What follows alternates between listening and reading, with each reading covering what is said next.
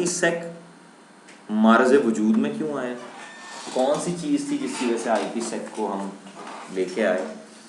पहली बात तो ये याद रखें, जब मैंने सिया आपको पढ़ाना शुरू किया था तो मैंने आपको बताया था कि 5 चीज़ें हैं जो सिक्योरिटी में डिस्कस होती हैं। एक थी ऑथेंटिकेशन, दूसरी थी कॉन्फिडेंशियलिटी, इंटेग्रिटी, एक तो आपने अब इन्हें समझना है, एंटी रीप्ले और नॉन रिप्यूडिएशन। ठीक है जी, ये 5। ऑथेंटिकेशन तो जो है इट्स क्वाइट सिंपल, आपने सीए में पहली 2 चीज़ें तो देखनी। ऑथेंटिकेशन क्या है कि पर्सन वही है जो ही और शी क्लेम्स टू बी। अगर मैं क्लेम कर रहा हूँ मैं ताहिर हूँ तो आपको बाय यूजिंग एनी टेक्निकल और नॉन टेक्निकल मीन्स आपको अश्योरेंस हो जाती है कि ये ताहिर है, तो ऑथेंटिकेशन कंप्लीट होगी। ठीक है, ये ऑथेंटिकेशन। यानी अगर खाली मैं कहूँ कि मैं ताहिर हूँ और आप इसी पे मान लेंगे ये ताहिर है, तो ऑथेंटिकेशन नहीं हुई। अनलेस अनटिल आपके पास कोई मीन्स ऑफ वेरिफिकेशन है जिससे आप कहते हैं ओके आप ताहिर हैं, अच्छा ये बताएं, और मैं वो बता देता हूँ। इसको हम कहते हैं चैलेंज रिस्पॉन्स। कि आपने मुझे चैलेंज किया कि ओके तुम ताहिर हो, प्रूव दो, मैं प्रूव दे देता हूँ। तो आपको अगर वो प्रूफ ठीक लगता है तो आप कहते हैं ओके नाउ इट्स प्रूफ कि ये ताहिर है। ठीक है, ये है ऑथेंटिकेशन। इसके 3 तरीके होते हैं। आपने एक वर्ड सुना होगा मल्टी फैक्टर ऑथेंटिकेशन, सुना है? 2 फैक्टर ऑथेंटिकेशन, ये भी नहीं सुना? लानत भेजें, फिर आगे चलते हैं कॉन्फिडेंशियलिटी पे आगे। जब आपने वर्ड ही नहीं सुना तो मैं क्या समझाऊँ उसे? समझाएगा तो पता चलेगा। देखें सर प्योर सिक्योरिटी क्या सिक्योरिटी का पढ़ा होगा? ऑथेंटिकेशन जो है ना उसके 3 तरीके होते हैं जब किसी को आप ऑथेंटिकेट करते हैं। और ये वो वर्ड था जो मैंने बोला जो आप डेली लाइफ में यूज़ करते हैं, अपनी डेली लाइफ में। जब आप ATM ट्रांजैक्शन कर रहे होते हैं तो आप पता क्या कर रहे होते हैं? Multi factor authentication. आपकी मल्टी फैक्टर ऑथेंटिकेशन होती है। आप 3 तरीके होते हैं ऑथेंटिकेशन। एक होता है हु द पर्सन नो, दूसरा है हु द पर्सन हैज़, तीसरा है who the person is. Who the person know क्या है? User and password. अगर कंप्यूटर पे खुर्रम का यूजर एंड पासवर्ड कोई और आके दे दे तो ऑथेंटिकेट हो जाएगा, क्योंकि बेस्ड ऑन सम नॉलेज वो ऑथेंटिकेट हो रहा होता है। देखें, आपकी ऑथेंटिकेशन हो रही होती है बेस्ड ऑन सम नॉलेज। आप ATM ट्रांजैक्शन जब करते हैं, आपने ATM इंसर्ट किया, पिन कोड आपसे मांगा गया। अब मशीन को नहीं पता कि सामने कौन खड़ा है, मशीन को ये पता है कि ये कार्ड जिसने डाला है अगर उसे ये कोड पता है तो ऑथेंटिकेशन हो जाएगी। आप पिन कोड देते हैं, अगर पिन कोड आपको पता है तो आप ऑथेंटिकेट हो जाते हैं। तो आपने अपने आप को ऑथेंटिकेट करवाया बेस्ड ऑन सम नॉलेज। ठीक है, अगर आप किसी और को भी कार्ड दे रहे हैं तो आपको उसे पिन कोड बताना पड़ता है। ठीक है जी, ये था हु द पर्सन नो।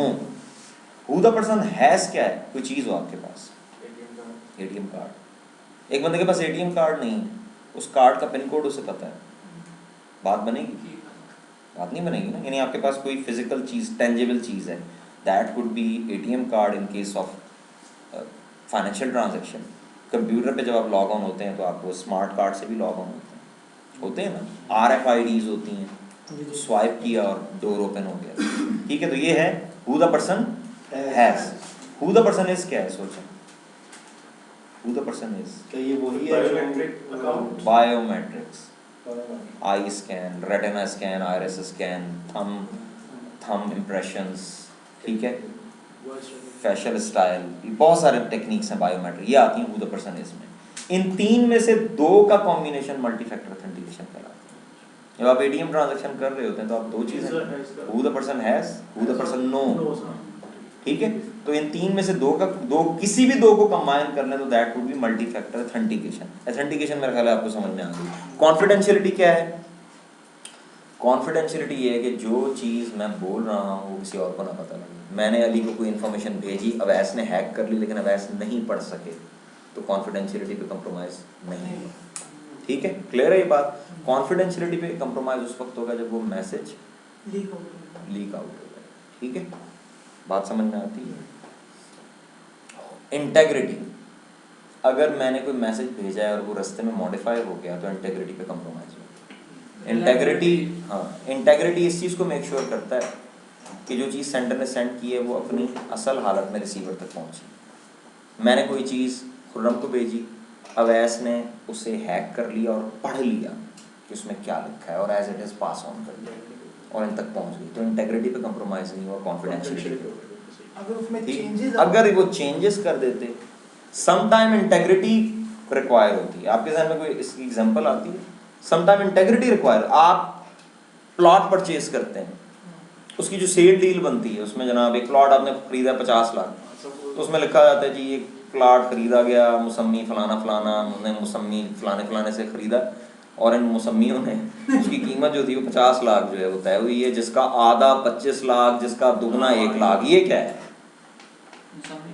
ये मुसम्मी इंटेग्रिटी को मेक श्योर करने के लिए कर रहे हैं, क्योंकि अगर खाली 50 लाख लिखा होता तो 5 के स्टार्ट में 1 डाल के वो 1.5 करोड़ हो जाना था, लेकिन अब अगर कोई 1 डालता है तो फिर वो 25 का क्या करे और वो 1 लाख का क्या करे, होता है ना ये।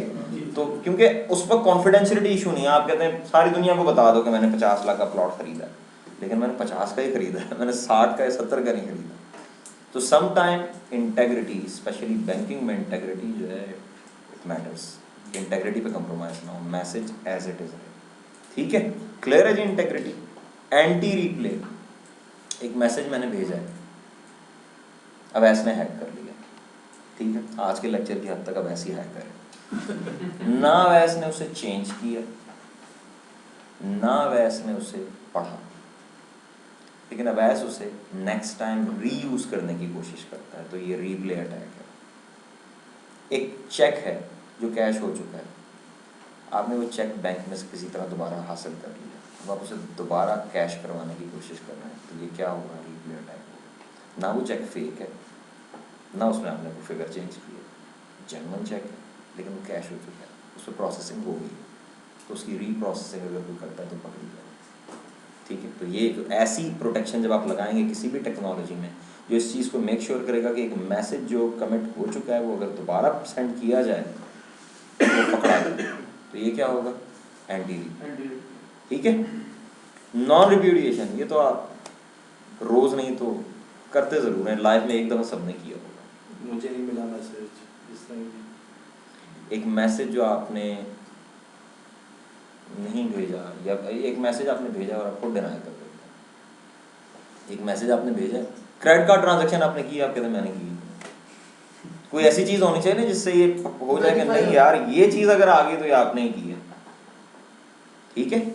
और ऐसे बहुत सारी कंपनीज होती हैं जो डिफरेंट लेवल ऑफ सिक्योरिटीज़ रखती हैं। कुछ वेबसाइट्स ऐसी हैं जो कहती हैं आप सारी अपने कार्ड की इंफॉर्मेशन दें, वो उस कार्ड को प्रोसेस करेंगे, कार्ड भी ठीक है, सारे क्रेडेंशियल्स आपने नहीं सही दिए हैं, उसके बाद नेक्स्ट पेज आ जाएगा, वो कहेगा इस पेज का प्रिंट आउट लें, इस पर सिग्नेचर करें, इस नंबर पर फैक्स करें, क्योंकि फिर आपके वो जो सिग्नेचर होंगे उसे आप डिनाई नहीं कर सकते। बात समझ में आ रही है? तो non repudiation specially credit card industry के लिए बहुत ज़रूरी है कि एक ऐसा मैसेज जो आपने खुद किया है उसे आप डिनाई ना कर सकें। बात समझ में आती है? ये 5 चीज़ें हैं। अब इंटरेस्टिंग चीज़ ये कि IPsec ये 5 देता है, ऑथेंटिकेशन भी देता है, यानी IPsec में सपोर्ट है इन 5 चीज़ों की। इट्स अप टू यू कि इन 5 में से आप क्या यूज़ करना चाहते हैं। मसला ये है IPsec इतना मुश्किल पता है क्यों है? बहुत, यानी मैंने अपने IT कैरियर में सबसे टफेस्ट आर्टिकल जो पढ़ा है वो IPsec है। क्लियर मैं आपको बता, मैं आपके सामने इसका बड़ा आसान और इंटरेस्टिंग बना के इसका मैंने एक मिक्सचर किस्म की चीज़ बनाई है जो पेश करूँगा, उसकी खूबसूरत शक्ल, इसकी एक भयानक शक्ल भी है, ठीक है। और स्पेशली मैंने बड़ा स्ट्रगल किया था इसको पढ़ाने में भी अपनी शुरू की क्लासेस में, जब हम यानी पढ़ा रहे होते थे, लेकिन फ्रेंकली स्पीकिंग खुद भी नहीं पता था क्या है, वो पढ़ा देते थे। बाद में बड़ी मुश्किलों से नहीं काबू आया कि इसको यानी इसकी रियलिटी क्या है, ठीक है। देखिए एक तो चैलेंज ये कि IPsec ना ओपन फ्रेमवर्क है, यानी IPsec जो रिजवान यूज़ कर रहे होंगे वो डिफरेंट हो सकता है उस IPsec से जो कुर्बान यूज़ कर रहे हैं, जो खुर्रम यूज़ कर रहे होंगे वो अली नहीं यूज़ कर रहे होंगे, क्योंकि इसमें ना उन्होंने चीज़ें भर दी हैं। ऑथेंटिकेशन, इन्होंने ऑथेंटिकेशन यूज़ करनी, इनके पास चॉइस है, ये CA यूज़ कर लें, CA ऑथेंटिकेट करता है ना, CA आपने पढ़ा है, इनके पास चॉइस है, ये CA यूज़ कर लें। कुर्बान कहते हैं यार CA के लिए क्या मैं CA लगाऊंगा, मैं शेयर्ड की यूज़ कर लेता हूँ, ओके शेयर्ड की यूज़ कर लें। इनक्रिप्शन के लिए खुर्रम कहते हैं मैंने तो DES यूज़ करना है। अली कहते हैं यार मैंने DES नहीं यूज़ करना, DES तो जो है उसमें सिक्योरिटी जो है वो थोड़ी होती है, मैं ट्रिपल DES यूज़ करूँगा, ठीक है। उमर कहते हैं मैंने AES यूज़ करना है। बात समझ में आ रही है? हम ओपन, ऑल दो विंडोज़ में जो है वो DES और ट्रिपल DES है, लेकिन अगर आप इंडस्ट्री स्टैंडर्ड इम्प्लीमेंटेशन की बात करें उसमें और भी, ठीक है। बात समझ में आ रही है? आपके पास चॉइसेस हैं। इंटेग्रिटी के लिए उमर कहते हैं मैंने MD5 यूज़ करना है, जवाद कहते हैं नहीं मैंने MD5 नहीं, मैंने तो SHA1 यूज़ करना है। चॉइसेस हैं पूरी, ठीक है। तो ये ओपन फ्रेमवर्क पे इसलिए ये ना टफ है, काबू नहीं आता। तो आप ये चीज़ समझ लें कि ये ओपन फ्रेमवर्क है, ठीक है। पहली चीज़ तो ये। अब मैं एक चार्ट बनाऊंगा, उमर मार्कर चाहिए है, आज तो लाइन ही लगा दी है।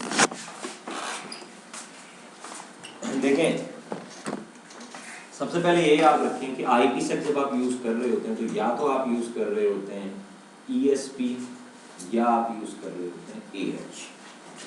ESP क्या है? ESP है इनकैप्सुलेशन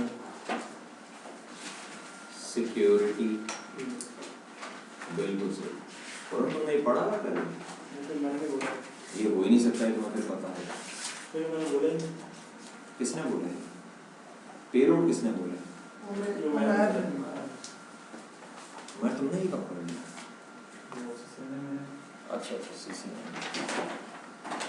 अच्छा जी, अब ऑथेंटिकेशन थी, कॉन्फिडेंशियलिटी थी, इंटेग्रिटी थी, एंटी रिप्ले था और नॉन रिप्यूडिएशन।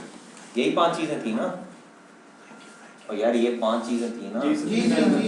ऑथेंटिकेशन के लिए आपके पास ESP, यानी जब आप IPSec इम्प्लीमेंट करेंगे ना तो या तो आप ESP यूज करेंगे या आप क्या यूज करेंगे AH। इस पे मैं बाद में आता हूँ। ऑथेंटिकेशन के लिए आपके पास क्या क्या है, इसका नाम सुना लो, कर्बरोस। CA का नाम आज सुन लियो, और शेयर्ड की है। ये जिस तरह मैं लिख रहा हूँ ना इसी तरह लिखना है, क्योंकि अभी मैंने इनके नीचे और इसके नीचे भी कुछ लिखा है, ठीक है। तो एक सफ़ा डेडिकेट कर दीजिएगा तमाम वो अफराद जो सफ़ा डेडिकेट नहीं कर रहे, जो मुझे नज़र आ रहे हैं यहाँ से, जो जिस तरह सफ़ा यूज़ कर रहे हैं उस तरह सफ़ा यूज़ होते हुए देख के मुझे अपनी फीस भी खतरे में लग रही है। कॉन्फिडेंशियलिटी के लिए डैश ट्रिपल डैश, इंटेग्रिटी के लिए SHA1 है, MD5 है। अली का नंबर जिसके पास भी उसे इन्फॉर्म कर दे दूसरे अली को कि कल में क्लास है। कल में क्लास कितने बजे रखी है? सुबह 8 बजे, ठीक है। और एंटी रिप्ले जो है उसके लिए सीक्वेंस नंबर्स होते हैं, ठीक है। और नॉन रिप्लिकेशन के लिए नॉन शेयर्ड सीक्रेट्स होते हैं, ठीक है।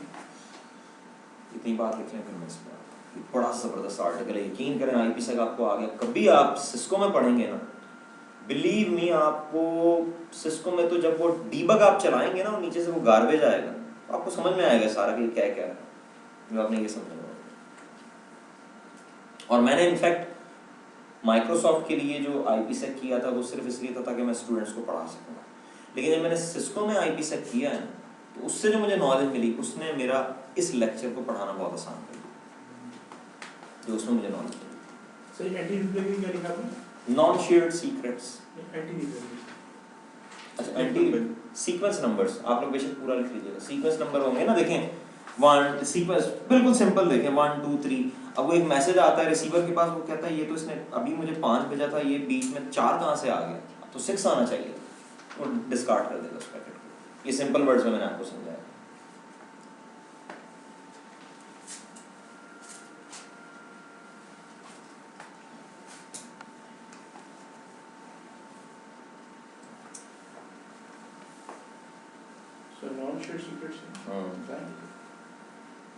ये लेंगे। अब अगर आप ESP यूज कर रहे हैं आपको ऑथेंटिकेशन भी मिलेगी, आपको कॉन्फिडेंशियलिटी भी मिलेगी, आपको इंटेग्रिटी भी मिलेगी, आपको एंटी रिप्ले भी मिलेगा, आपको नॉन रिप्लिकेशन। लेकिन इन केस ऑफ AH इनमें से एक चीज नहीं मिलती और वो ये। अभी मैंने मजीद भी यहाँ कुछ लिखना है, उस पर लिखना है। छोटी सी एक बात आपको बतानी है, इसलिए आप परेशान नहीं होइए।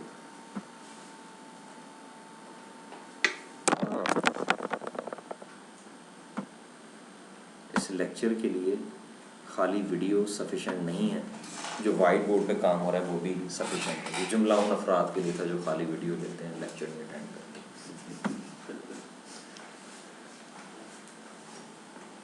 जी देखें, अपेरेंटली क्या नजर आ रहा है कि ESP और AH में से कौन बेहतर है? ESP बेहतर है। ऐसा इसमें कोई शक भी नहीं है, ESP बेहतर भी है और ESP प्रेफर किया जाता है। लेकिन देखिए, हम तो टेक्नोलॉजी को स्टडी कर रहे हैं ना, तो स्पेशली अगर आप कभी वेंडर साइड पे जॉब करें ना और आपको कस्टमर साइड पे जाना हो, जिस तरह कॉर्बेट नेटवर्क्स है या आरबिन है, तो आपको कस्टमर को कन्विंस करना होता है कि कौन सी ऑप्शन उसके लिए ज़्यादा वैलिड है। तो उसमें सम टाइम में टेक्नोलॉजिकल डिटेल्स बहुत ज़्यादा डिस्कस होती हैं। तो ऑल दो ESP is far better than AH, लेकिन हमें ये देखना है कि क्या कोई ऐसा एस्पेक्ट AH का है जो ESP में मिसिंग है। अगर आप बर्ड्स आई व्यू लें तो उसमें तो नहीं नज़र आता, लेकिन जब आप डिटेल में जाएंगे तो AH जो आपको लेवल ऑफ इंटेग्रिटी देता है वो ESP से ज़्यादा है। ESP आपको इंटेग्रिटी देता है सिर्फ किसकी? डाटा की, लेकिन AH जमा एड्रेस, AH आपको एड्रेस इंटेग्रिटी भी देता है। AH इस चीज़ को भी मेक श्योर करता है कि ड्यूरिंग ट्रांसमिशन एड्रेस स्पूफिंग नहीं हुई। एड्रेस इंटेग्रिटी का मतलब क्या है बताएं? चेंज ना हो सके, ठीक है। तो एड्रेस स्पूफिंग, जो IP स्पूफिंग होती है वो क्या होती है? एड्रेस चेंज किया। यहाँ पे एक और चीज़ भी आपके सामने रहनी चाहिए, खैर मैं अलग डिस्कस करूँगा। IP स्पूफिंग ये होती है कि कोई हैकर जो है एड्रेस चेंज कर देता है ताकि अगर पकड़ा जाए तो कोई और पकड़ा जाए, मैं ना पकड़ा जाए। तो IP स्पूफिंग जो है वो नहीं हो सकेगी अगर AH है। जैसे DHCP स्पूफिंग भी होती है। एक और चीज़ भी देखें, ये बारे में अलग भी डिस्कस करूँगा, लेकिन एक चीज़ है, कोई ऐसी टेक्नोलॉजी है जो IP चेंज करती है? नेट है। सिंपल रखा करें ना आप लोग, बहुत ही ज़्यादा जो है ना वो नेट जो है, नेटिंग जब होती है तो क्या होता है उसमें? प्राइवेट एड्रेस उतारा, पब्लिक लगा दिया। अब लेट से दरमियान में VPN, तो जो एक जर्नल कॉन्सेप्ट आपने अभी बनाना है वो ये कि नेट और IPsec एक साथ विदाउट मॉडिफिकेशंस नहीं चल सकेंगे, क्योंकि नेट इनकम्पैटिबल है किसके साथ? IPsec के साथ। किस लिहाज से? नेट एड्रेस चेंज करता है जबकि IPsec एड्रेस चेंज नहीं करने देता। इवन अगर आप ESP यूज़ करें तो उसमें भी एक चैलेंज है। अगर आप कहते हैं ना नहीं मैं ESP यूज़ कर लेता हूँ, उसमें तो एड्रेस इंटेग्रिटी नहीं है, उसमें एक और इशू है। जब नेट एड्रेस चेंज करता है तो साथ में अगर स्पेशली पैट यूज़ कर रहे हैं तो फिर एड्रेस तो सेम आता है, तो पोर्ट ESP ने पोर्ट वाला पोर्शन इनक्रिप्ट कर दिया, कॉन्फिडेंशियलिटी मिल रही है इसमें, तो पोर्ट कहाँ से रीड करेगा? रीड करेगा तो चेंज करेगा, ठीक है। तो ये इश्यूज़ मैं आपको बताऊँगा, बहरहाल ये याद रखिएगा IPsec और नेट जो हैं वो यानी फुली लाइक कंपैटिबल। असल में ना दूसरी चीज़ें जो साथ में लगानी पड़ती हैं, जैसे ये जो मैंने आपको इशू बताया इसका हल है नेट ट्रेवर्सल, ठीक है। तो लार्जली इनकी कंपैटिबिलिटी नहीं है। अगर आप यूज़ करना चाहते हैं तो, क्योंकि ये जब बीच में कंडीशनल चीज़ें बहुत ज़्यादा आते हैं ना तो परफॉर्मेंस नीचे आना शुरू हो जाती है। आप कहते हैं मैंने नेट भी यूज़ कर लिया, मैंने IPsec भी यूज़ किया है, IPsec जो है वो एड्रेस इंटेग्रिटी देता है, मैंने नेट यूज़ करना था, यानी IPsec जो है वो उस पोर्शन को इनक्रिप्ट कर रहा था, मैंने नेट यूज़ करना था, मैंने उसके लिए फिर नेट T यूज़ कर लिया है, तो फिर परफॉर्मेंस के लिए नहीं रोना।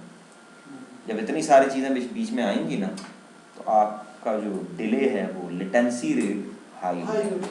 सर ESP क्या वो टेक्निक है जिसके थ्रू हम लोग या क्या है? जब आप IPsec यूज़ करते हैं तो आपको बताना पड़ता है कि इनमें से आप क्या यूज़ करें, चाहे विंडोज़ बेस्ड IPsec हो चाहे सिस्को बेस्ड। सिस्को में कमांड होती है क्रिप्टो IPsec ट्रांसफॉर्म सेट, उसका नाम देते हैं फॉर एग्जांपल TS1, उसके बाद क्या लिखते हैं ESP या AH। और विंडोज़ में भी जब आप IPsec कन्फिगर करेंगे, इसकी कन्फिगरेशन बहुत आसान है, सिर्फ यानी आसान से मुराद यानी फिक्स्ड है कि ये करना है, बस वही करना है। लेकिन इसको जब आप इम्प्लीमेंट करते हैं तो इसमें एक प्रॉपर्टी पेज आता है। अब ज़ाहिर है सिस्को में तो आप कमांड में खुद नाम दे दें, इसमें बड़े खूबसूरत से रेडियो बटन है। रेडियो बटन की वर्डिंग मैं आपको बताता हूँ, आपने मुझे बताना है कि ये AH है या ESP है। 3 रेडियो बटन होते हैं। एक तो है कस्टम। कस्टम क्या है? अगर कोई आपसे कहता है कि मुझे एड्रेस इंटेग्रिटी विद इंक्रिप्शन चाहिए, तो फिर क्या करें? एज में इंक्रिप्शन मिल रही है, तो दोनों अगर इंक्रिप्शन मिल रही होती तो कॉन्फिडेंशियलिटी मिल जाती। सर क्या दोबारा सर आप एक एज से लेंगे और एक यानी हमें दोनों को मिक्स करना दोनों को पड़ेगा। मिक्स करना पड़ेगा। यही विंडोज में तीसरा रेडी बटन है, कस्टम। कस्टम जब आप सेलेक्ट करते हैं तो आप कहते हैं कि कॉन्फिडेंशियलिटी के लिए यूज करो ESP और इंटेग्रिटी के लिए यूज करो AH। ये तो साइड पे हो गया कस्टम। बाकी दो ऑप्शंस क्या हैं? ऑप्शन में बोल रहा हूँ, आपने बताना ये AH है या ESP है। Data integrity, sorry data and, यार वर्ड याद आ जाए मुझे, मैं एग्जैक्ट बोलना चाहता हूँ।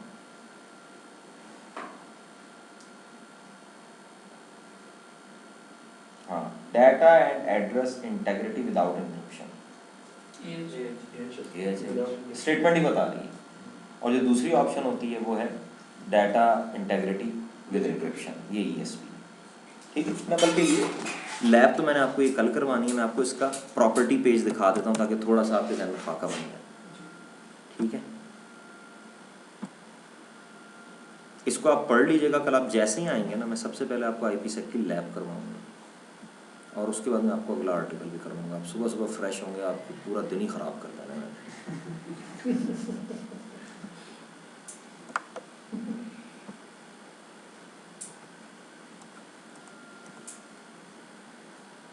सिर्फ एक सफ़ा आपको दिखाना है जिससे आपको आइडिया हो जाए।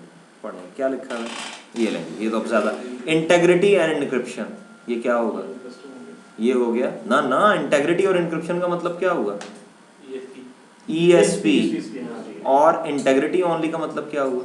AH। असल में ये जो मैंने आपको ऑप्शंस बोली थी ना, डाटा एंड, ये विंडोज 2003 की थी, 3 में जाके देख लीजिएगा यही है। और अगर आप कस्टम सेलेक्ट करें तो फिर अब आपको बताना पड़ेगा कौन सी चीज़ कहाँ के लिए। देखें लिखा हुआ आ गया। मैं जनाब कहता हूँ कि AH को यूज़ कर लो इंटेग्रिटी के लिए, और ESP में इंटेग्रिटी एल्गोरिदम में क्या कर देता हूँ, नन। ख़त्म हो गई कहानी। ESP को इसने यूज़ किया किसके लिए? इनक्रिप्शन के लिए। और AH को यूज़ किया इसने किसके लिए? इंटेग्रिटी। समझ में आती बात? सर इस इंक्रिप्शन के लफ्ज़ के नीचे क्या क्या आएगा सर? इनक्रिप्शन के नीचे मतलब ऑथेंटिकेशन भी आएगी, इंटेग्रिटी, मुझे समझ एंटी नहीं रिप्ले। समझ नहीं आई बात। आप जरा ब्लैंक करते हैं सर, आपने जो 3 ऑप्शंस थी उसमें था अच्छा उधर जाओ, encryption, ये ले आ गया। उसमें था इंटेग्रिटी एंड इंक्रिप्शन। सर हाँ। इंटेग्रिटी तो चले, आपने इसमें थर्ड ऑप्शन बताई है। ठीक है, थर्ड ऑप्शन तो इनक्रिप्शन सिर्फ कॉन्फिडेंशियलिटी के साथ एसोसिएटेड। ओके। ओए शिट, यार ये बड़ा